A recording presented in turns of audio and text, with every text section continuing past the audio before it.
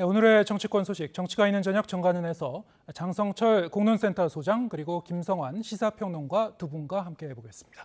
안녕하세요. 네, 안녕하세요. 예, 어서 오세요. 네, 이태원 참사 국정조사 계획서가 본회의를 통과하긴 했습니다만 오늘 이제 오전에 보면은 그 여야 간의 특위 전체 회의부터 상당히 좀 삐걱거렸습니다. 어제 원내대표 간에 좀 합의를 큰 틀에서 합의를 좀 한 거 아닌가 싶었는데 여전히 좀 의견 차이가 있다는 걸 좀 확인할 수 있었어요. 근데 그게 원내대표들 간의 네. 의견 차이라기보다는요. 예. 대통령실의 의견이 좀 달랐던 것 같아요. 그래서 오늘 오전에 이진복 대통령실의 정무수석이 와서 주호영 원내대표를 만나서 대검찰청이 이번에 국정조사 기관으로 들어간 것은 좀 이상하다. 네. 여기는 좀 빼는 게 낫지 않겠느냐라고 얘기를 했고, 김도읍 법사위원장, 주호영 원내대표, 이만희 국정조사 간사 세 분이 모여서 합의를 한 거죠. 그래, 이거는 좀 적절하지 않은 것 같다라고 해서 다시 야당과 합의를 통해서 대검찰청은 국정조사 기관으로 남겨두지만 마약을 수사하는 부서만 일단은 국정조사 기관으로 우리가 정했다라고 이제 발표가 됐습니다. 이번에 국정조사는 오늘 1월 24일부터 내년 1월 7일까지 대략 45일 동안 진행이 되고요. 국정조사 대상 기관은 16개 기관입니다. 정부, 검경, 소방, 자치단체 등 16개 기관이고요. 특이한 점은 대통령실 국정상황실과 국가안보실 위기관리센터가 포함되어 있다. 그래서 대통령실도 이번에 국정조사의 하나의 기관으로 포함이 돼 있다라고 말씀을 드립니다. 총 18명이 위원으로 활동을 하게 되고요. 우상호 민주당 의원이 위원장을 맡게 됩니다. 결국에는 대통령과 여당의 일부 의원들이 국정조사 절대로 안 돼. 이거는 경찰 수사하고 검찰 수사해야 돼. 라고 주장을 했었지만 국민과 유가족들의 바람과 희망을 꺾지는 못했다라는 말씀을 드리고요. 다행스럽게도 여야가 머리를 맞대고 대화, 타협, 조정을 통해서 국정조사 계획서까지 본회의에서 통과시킨 것은 오랜만에 타협의 정치를 보여준 것이 아니냐, 박수 받을 만하다라고 말씀드립니다. 네, 어렵게 좀 합의를 보긴 했는데 지금 이제 이 협의 과정을 이렇게 쭉 보면은 대통령실에서 이제 좀 그 의견 차이가 있다 이렇게 좀 그 문제 제기를 했다는 거 아니겠습니까? 근데 주호영 원내대표는 사실 어제 의원총회에서도 정부 쪽과 의견 조율을 하는 중이라는 그런 취지로 설득을 했다고 하던데요. 사실은 뭐 어느 정도 재량을 갖고 이제 추진했던 것 같습니다. 그러면 앞으로도 국정조사 이제 추진 과정에서 진행 과정에서 대통령실이 또 문제 제기를 할 가능성은 없는 겁니까? 어떻게 보십니까? 아니, 전 충분히 있다고 생각하는데요. 그러니까 뭐 요즘에 정치인들이 사용하는 용어 중에 좀스럽다 이렇게 많이 얘기하잖아요. 좀 그런 얘기들이 좀 적용되는 사례가 될 수 있지 않을까 이렇게 생각하는데요. 그러니까 주호영 원내대표가 사실 당내 입지가 없었잖아요. 윤핵관으로부터 공격당하기도 했었고. 근데 이번에 어찌 보면 예산국회 내에서 그래도 원내대표로서의 존재감을 부각시킬 수 있는 기회였단 말이에요. 나름대로 적극적인 중재 노력이나 이런 것들을 할 수도 있는 기회였고, 좀 위임을 한다고 얘기를 했다 그러면은 대통령실이 다소 불만이 있다 하더라도 그건 운영상에 원내대표한테 좀 맡겨줬으면 어땠을까 이런 생각이 들거든요. 근데 거기에는 지금 대검을 굳이 콕 집어가지고 대통령실 뭐 국정상황실이나 이런 것들도 아니고 왜 대검이라고 말했을까? 이게 지금 국정을 바라보는, 특히 야당을 바라보는 대통령실의 관점이나 대통령의 관점이 그대로 투영이 되어 있는 거 아닐까 생각하는데요. 결국 문제는 대장동이라고 생각해요. 그러니까 이재명 대표 대장동 사건과 관련이 있고, 그리고 야당이 국정조사 과정에서 검찰을 뭐 일종의 드자비하듯이 해서 대장동 수사에 뭔가 방해를 하고 정치 쟁점화시키려고 하는 거 아니냐라고 하는 의심을 끊임없이 하고 있는 것 아닐까. 또 이건 역으로 생각하면 그만큼 의식하고 있는 거라는 걸 보여주는 것이 아닐까도 싶기도 한데요. 그러니까 왜 이런 얘기를 자꾸 중간에 끼어들어서 얘기를 하는가. 결국은 이제 민주당하고 협상 통해서 마약 수사만 얘기하기로 이렇게 얘기를 했잖아요. 왜 꼭 굳이 이렇게 뭔가를 협소하게 만들어 놔야 그래야 안심이 되는가. 이 부분에 대해서 저는 조금 좀 의구심을 갖고 있어요. 그러니까 이렇게 돼버리면 아까 말씀하셨던 것처럼 국정조사 증인 채택하는 과정에서도 아마 또 충돌할 가능성이 매우 높거든요. 거기서 또 대통령실이 개입할 거예요. 간섭하려고 하고. 그럼 국회에서 여당이 할 수 있는 역할이 없어지잖아요. 이런 방식으로 자꾸 국정조사나 이런 데 개입하려고 하면 저는 오히려 더 부정적인 여론이 일어날 가능성이 있다 이렇게 생각합니다. 근데 대통령실과 집권 여당의 여러 가지 논의를 대통령실의 개입이다라고 폄하하는 것은 좀 옳지 못한 것 같습니다. 국정을 함께 운영하는 집단이잖아요. 그렇다면 국정조사라는 큰 일에 대해서는 당연히 논의하고 의견 충돌이 있으면 그걸 다시 협의하고 그렇게 해서 합을 만들어 나가는 것이 정치고 논의고 협상이다라고 말씀드리고 싶고요. 주호영 원내대표가 그래도 21일 날 뭐라고 얘기를 했었냐면 예산은 끝나고 난 다음에 국정조사 하는 거 협의해 보겠습니다라고 얘기를 한 이후에 대통령과 대통령실을 설득을 잘 했던 것 같아요. 만약 주호영 원내대표의 그런 협상력, 정치력이 없었다면 대통령실은 끝까지 국정조사 왜 해? 이건 정쟁이야. 이거는 경찰 조사한 다음에 검찰에서 수사하는 것으로 해야 돼 라는 고집을 꺾지 않았을 거예요. 특히 대통령실의 국정상황실이나 위기관리센터가 조사 대상 기관으로 들어갔다는 것 자체가 대통령실로서는 상당히 부담감이 컸을 텐데 그럼에도 불구하고 좋아, 국정조사 오케이 라고 동의를 표한 것은 그래도 대통령실도 민심의 요구사항을 거부할 수 없다는 것을 분명히 느꼈을 거고요. 예산안 처리와 관련해서도 주호영 원내대표가 설득을 했을 거예요. 이대로 가면은요, 민주당이 하고 싶은 예산은 그냥 다 본회의에서 그냥 통과시킬 수 있습니다. 우리가 국정조사를 매개로 해서 협상을 통해 우리가 얻을 수 있는 건 충분히 얻겠습니다. 라고 대통령을 좀 설득한 것 같습니다. 네. 뭐 제가 말씀드릴 거 장수장께서 다 말씀하셨어요. 정 반대로 해석이 가능한 얘기들을 하신 거예요. 그러니까 원내대표한테 일임하고 원내대표가 대통령실하고 소통했다고 하면 야당하고 합의하기 전에 소통을 해서 야당과 합의가 이루어졌어야 되는 거죠. 합의문 다 서명 다 한 거 아닙니까? 근데 잉크도 마르지 않았는데 그 세부적인 내용 가지고 또 시비를 걸어요.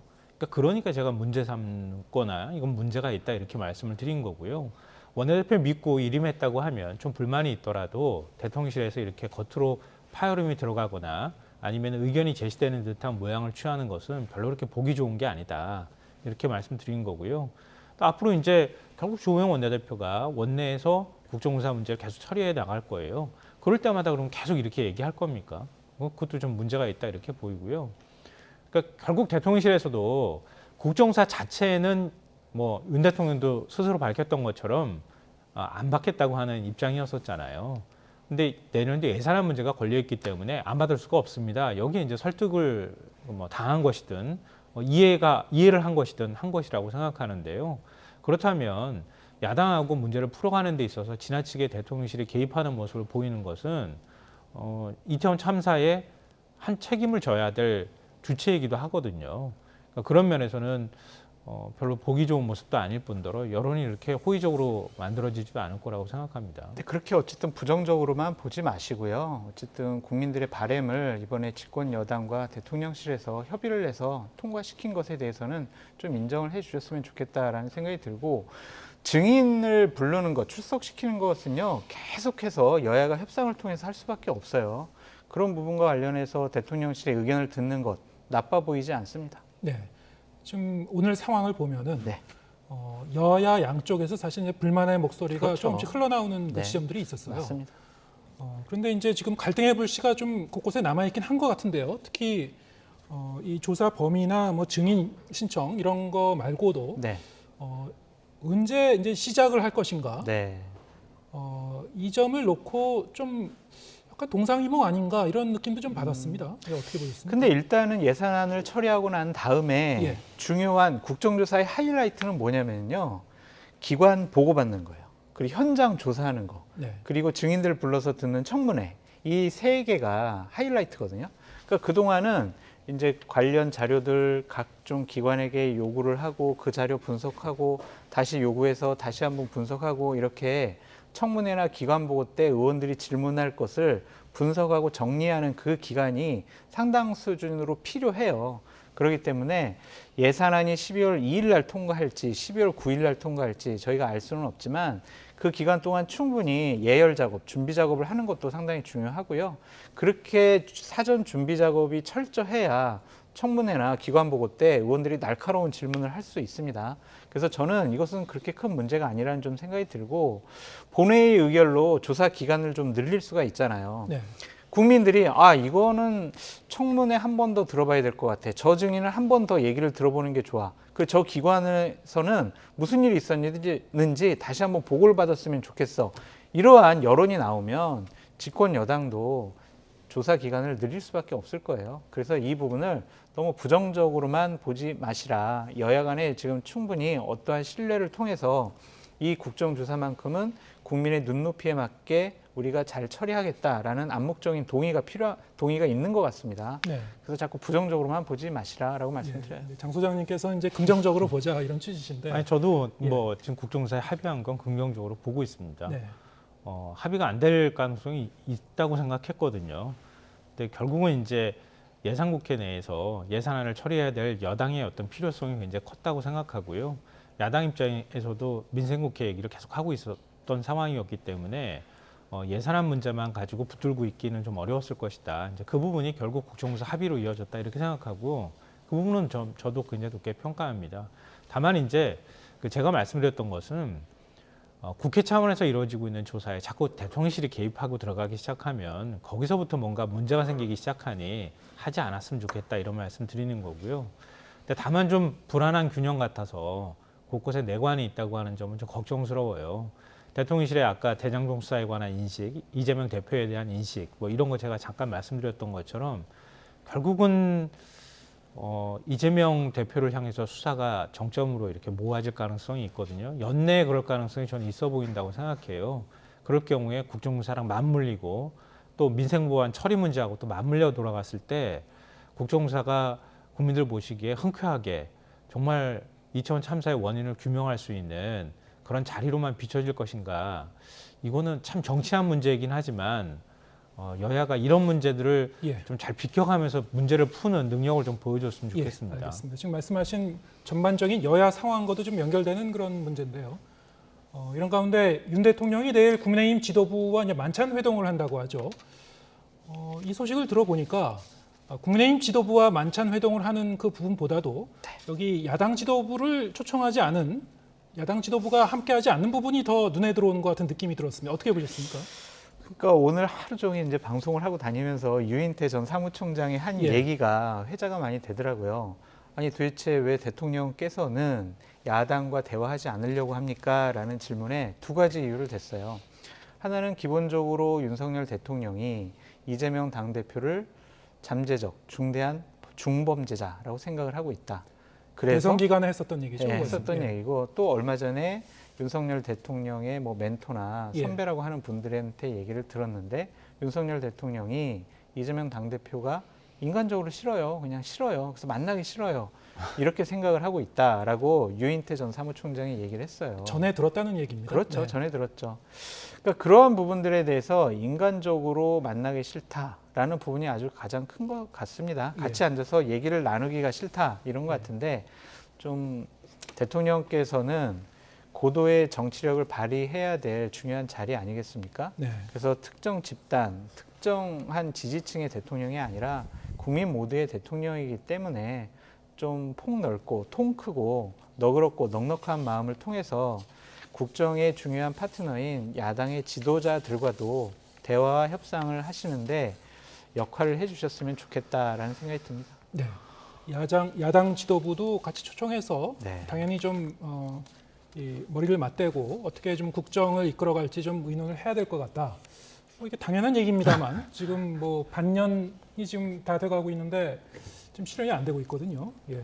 저도 비슷한 얘기 많이 했었거든요. 예. 방송에서도 굉장히 자주 얘기했었고요. 그래도 만나야지요. 만나서 가장 큰 이득을 얻어가는 사람은 야당 대표가 아니라 윤석열 대통령일 겁니다. 이런 얘기까지 했었는데요. 이젠 별로 의미가 없는 얘기일 것 같다는 생각이 들어서 안 하려고 합니다. 그러니까 윤 대통령은 이미 어떤 스타일인지 국민들이 다 파악한 거 아닌가 싶어요. 제가 볼 때는. 그러니까 말씀하셨던 것처럼 예전에 장 소장께서도 그 말씀도 하시고 하셨는데 윤 대통령이 이재명 대표를 어떻게 바라보는지 이건 거의 뭐 공지의 사실이 돼버린 것 같아요. 윤 대통령 스타일인 것 같아요. 과거 조국 전 장관 때도 그렇게 얘기했거든요. 박상기 법무부 장관 그때 조국 전 장관 처음으로 압수수색했던 날 만났었다고 할 때도 박 전 장관 말이 그랬었거든요. 윤 대통령이 마치 범죄자 취급하듯이 이미 얘기했다. 사기꾼처럼 얘기하더라. 이런 얘기를 했던 적이 있었는데요. 그러니까 이게 일종의 검사 스타일인 것 같아요. 난 딱 보면 알아. 뭐 굳이 수사해봐야 아나? 지금 그림 보면 어떤지 난 다 알고 있어라고 하는 인식이 투영되어 있는 거 아닌가 싶고요. 둘째로는 뭐 인간이 싫다 이렇게 얘기를 한 건데 전 믿고 싶지는 않아요. 그냥 그 말은 정말 믿고 싶지 않은데요. 만약 그런 인식을 하고 있다고 하면 정치를 어떻게 풀어나갈지 참 답답합니다. 그러니까 지금도 대통령이 정치하는 모습을 우리는 못 보고 있거든요. 전 윤 대통령이 정치하는 것 같아 보이지 않아요. 자꾸 수사하는 것 같아 보이고요. 나와 싫어하는 사람은 만나기 싫어하고 내가 싫다고 하면 내가 하는 건 국익이고 남이 하면 뭐 음해고 뭐 음모를 하는 것처럼 이렇게 다 지금 취급하고 있는 상황이란 말이에요. 이런 상황에서 과연 야당 당대표, 야당 당이 여러 당이니까요. 같이 야당하고 만날 수 있는 기회를 만들 의지를 갖고 있을까? 좀 개인적으로 의심스럽습니다. 근데 만나기를 바라는 마음은 여전히 갖고 있습니다. 예. 지금 이제 검찰의 이재명 대표 측근들에 대한 수사가 좀 속도를 내고 있는 거하고 좀 무관하진 않은 것 같은데요. 민주당 입장에서는 또 하나 좀 당혹스러운 일이 일어났죠. 청담동 술자리 의혹. 이른바 이제 목격자로 알려졌었던 이제 첼리스트가 경찰 조사에서 사실은 자신이 했던 얘기는 거짓말이었다 이렇게 진술을 했다고 합니다. 지금 상황이 이 문제 제기를 정확히 한 달 전에 국회에서 했는데요. 김의겸 의원이 이 문제 제기를 했던 김의겸 의원도 뭐 어느 정도 이제 인정할 수밖에 없는 상황이 된 건가요? 어떻게 보셨습니까? 근데 사과를 해야 되는데 예. 유감이라는 표현을 썼어요. 유감이라는 표현의 사전적인 의미는 뭐냐면요. 내 마음에 차지 않아서 그냥 내가 섭섭하고 내가 불만스러운 마음이 아직 남아 있어. 네. 난 사과할 마음은 없어. 하지만 그냥 불편하니까 유감이라는 표현을 할게 이런 거거든요. 잘못했잖아요. 잘못된 정보를 가지고 국무위원을 음해하고 여러 가지 좀 안 좋은 방향으로 몰고 가려고 했잖아요. 그것은 국회의원이 할 일은 아닌 것 같습니다. 국회의원은 국민을 대신해서 뭐든지 물어볼 수 있지만 네. 팩트에 근거해야 됩니다. 제보를 받더라도 2번, 3번 사실이 맞는지 확인을 해야 합니다. 그러지 않고 그냥 들은 것 그대로 물어본다는 것 자체는 음해고 왜곡이고 조작이고 공격이라는 생각이 듭니다. 김의겸 의원은요. 사과를 제대로 해야 될 것 같고요. 예. 사과를 제대로 하지 않으면 정말 윤리위를 통해서 다시 한번 김의겸 의원이 의원직을 수행하는 데 적절한 사람인가라는 부분에 대해서도 국회 차원에서 따져봐야 될 것 같고 저는 민주당 지도부도 분명히 이 부분에 대해서는 사과 표명을 하든지 해명을 해야 됩니다. 왜냐하면 김성환 정책위 의장 같은 경우에 이 사건은 제2의 국정농단이에요. 이런 식으로 얘기를 했고 장경태 최고위원도 이것이 사실이라면 여러 가지 문제가 있습니다. 한동훈 법무장관 책임지세요. 이런 식의 얘기를 했거든요. 이렇다면 그 당시에 공격하려고 했던 분들은 분명히 본인의 입장을 얘기를 해야 돼요. 사과를 해야 되고요. 해명을 해야 합니다. 그러한 민주당 의원들의 지도부의 그리고 김의겸 대변인의 입장을 요구합니다. 지금 말씀하신 대로 민주당에서는 김의겸 의원뿐만이 아니고 당 차원에서 여러 가지 문제 제기를 했었습니다. 특검 얘기까지 나왔었고요. 그런데 오늘 이제 뉴스 내용을 보면은 당에서 어떤 특별한 논의는 없었다. 이 부분에 대해서 거짓말이라고 진술이 나왔다는 거에 대해서 논의는 없었다 이렇게 얘기를 했는데 어떻게 보셨습니까? 지금 민주당 모습은요. 싸워야 한다는 얘기는 많이 하는데 네. 어떻게 싸울 것인가는 제대로 모르는 것 같다 이런 생각이 들어요. 그러니까 김의겸 의원 얘기 나왔을 때 폭로 나왔을 때 아마 대다수의 평론가나 아니면 언론에서도 그랬을 거예요. 근거가 아직까지는 좀 부족해. 이것만 가지고 저렇게 주장할 수 있어? 라고 다 의심했단 말이에요. 근데 김의겸 의원이 처음에 의혹 제기는 할 수 있었다고 봐요. 이런 일이 있다고 하는데 맞습니까? 라고 저는 국회의원이 할 수 있다고 보거든요. 근데 그 다음이 문제라고 봐요. 근데 그 다음에는 이미 그런 사실이 근거가 좀 부족하다는 사실을 인정하지 않은 상태에서 자기가 다 믿어버린 거잖아요. 그러니까 그 다음에 행동했던 것에 대해서는 저는 사과해야 한다고 생각해요. 그러니까 만약에 지금도 입장 바꾸지 않으면 바꾸지 않는다고 얘기를 하던가요, 명시적으로. 그리고 그 다음에 그 부분에 대한 책임을 본인이 질 것 같으면 져야 한다. 근데 김의겸 의원이 그러니까 윤석열 정부나 윤석열 대통령, 한동훈 장관하고 싸워야 된다는 명분을 자꾸 앞세우다 보니까 어떻게 싸워야 할 것인가에 대한 고민은 별로 안 하는 것 같아요. 한 의원이 앞으로 치고 나가면 다른 의원들은 아 그래 싸워야 되니까 잘 싸우고 있을 거야 이렇게 생각하고 지금 쭈루룩 따라가잖아요. 그러니까 민주당의 투쟁 방식에 뭔가 문제가 있는 것이다 이렇게 보이고요. 그러니까 만약에 지금 같은 대장동 수사, 편파적인 검찰 수사 이런 것들은 민주당에 있어서 굉장히 심각한 문제라고 생각하면 그러면 윤석열 정부하고 싸워야죠. 투쟁해야죠. 뭐 그 투쟁의 방식들에 대해서는 여러 가지가 있을 거예요. 근데 맥없이 그냥 싸워야 된다고 하는 당위만 가지고 이렇게 대처하는 것은 오히려 더 역풍만 맞을 가능성이 굉장히 높다고 생각하고요. 뭐 당대표가 아니면 다른 의원들도 이런 부분에 대해서 본인 스스로가 태도나 말에 있어서 문제가 있었다고 판단하면 이번 기회에 한번 점검해 보시기를 부탁드린다 이렇게 생각합니다. 그럼 마지막으로 이거는 제가 뭐 양비론처럼 비치실 수 있겠는데요. 한동훈 장관의 태도는 지적 안 할 수가 없어요. 한동훈 장관 오늘 기자들하고 만나서 이렇게 얘기했어요. 국회의원 배지 뒤에 숨어 선량한 국민 상대로 거짓말하면서 해코지하고 다니지 못하게 법적 책임 묻겠다. 이게 아직도 장관인데 검사인 줄 착각하고 있는 것이라고 저는 생각하거든요. 장경태 의원 고발하는 것, 대통령실이 고발하는 것도 저도 마찬가지라고 생각해요. 선악으로만 지금 자꾸 구분하잖아요. 잘못했죠. 잘못하면 사과 요구할 수 있고요. 사과하지 않으면은 지금 제가 이렇게 비판하고 있잖아요. 많은 분들이 비판하면 국회의원이 거기에 대해서 자기에 상응하는 조치나 행동을 하면 되는 건데요. 거기에 대해서 나는 법적 책임 물을 거야. 법무부 장관이 국회의원을 상대로 자꾸 법적 책임 묻고 고소하고 고발하고 이렇게 하겠다고 협박하듯이 얘기하는 거. 이게 자꾸 윤석열 정부가 야당 의원들 상대로 윽박 지르고 언론 상대로 말 못하게 하고 이렇게 하는 거랑 자꾸 오버랩이 돼서 그렇게 좋은 태도처럼 보이지 않습니다. 이건 한 장관한테도 저는 마이너스라고 생각해요. 장관 이전에 한 인간으로서 억울하게 음해를 당했잖아요. 그 부분에 대해서는 오늘 인간 얘기 여러 번 하잖아요. 그러니까 그 부분에 대해서는 한동훈 장관도 할 말이 있었다라고 좀 말씀을 드리고 싶고, 김성환 평론가님께서 국회의원으로서는 할 수 있는 질문이다라고 얘기하셨는데 할 수 없는 질문이에요. 이것은요 분명히 보좌진들이나 김우겸 의원이 최소한의 팩트를 해야 돼요. 첼리스트 A씨랑 통화를 하든지 아니면은 그 장소에 가서 거기 있는 종업원들이나 사장을 만나봐서 그런 일이 있었는지 최소한 확인을 했어야 해요. 그러한 확인 없이 저렇게 내지른다라는 거는요 국회의원으로서는 절대로 해서는 안 될 일이다라고 다시 한번 말씀드립니다. 예, 알겠습니다. 국회의원들한테는 뭐 보좌관들도 있고요. 여러 가지 특혜라고 할 수도 있는 권한들이 있죠. 지금 말씀하신 대로 최소한의 어떤 신뢰할 만한 신빙성이 있는지 이 정도는 체크하고 얘기하면 더 좋을 것 같은 생각이 듭니다. 그런 식으로 따지면요 국회의원들이 배지를 과연 얼마나 유지할 수 있을까 하는 생각도 들거든요. 예. 여러 의혹 제기도 굉장히 많이 하잖아요. 예. 국민의힘 의원들도 마찬가지고 민주당 의원들도 마찬가지인데요. 그래도 네. 김우겸 의원은 정말 잘못했습니다. 예, 어쨌든 두 분의 의견은 다르지만은 어쨌든 이제 국회의원이기도 하고 이제 공당의 대변인인데요. 그럼요. 어떤 국민들이 그러면 이런 여당 야당에서 하는 얘기를 어느 정도 신뢰할 수 있을 것인가 하든 신뢰성의 문제로 이제 귀착될 수 있는 것 같습니다. 앞으로 좀 어떤 움직임이 나오는지 계속 좀 지켜보겠습니다. 장성철 공론센터 소장 그리고 김성환 시사평론가 두 분과 함께했습니다. 고맙습니다.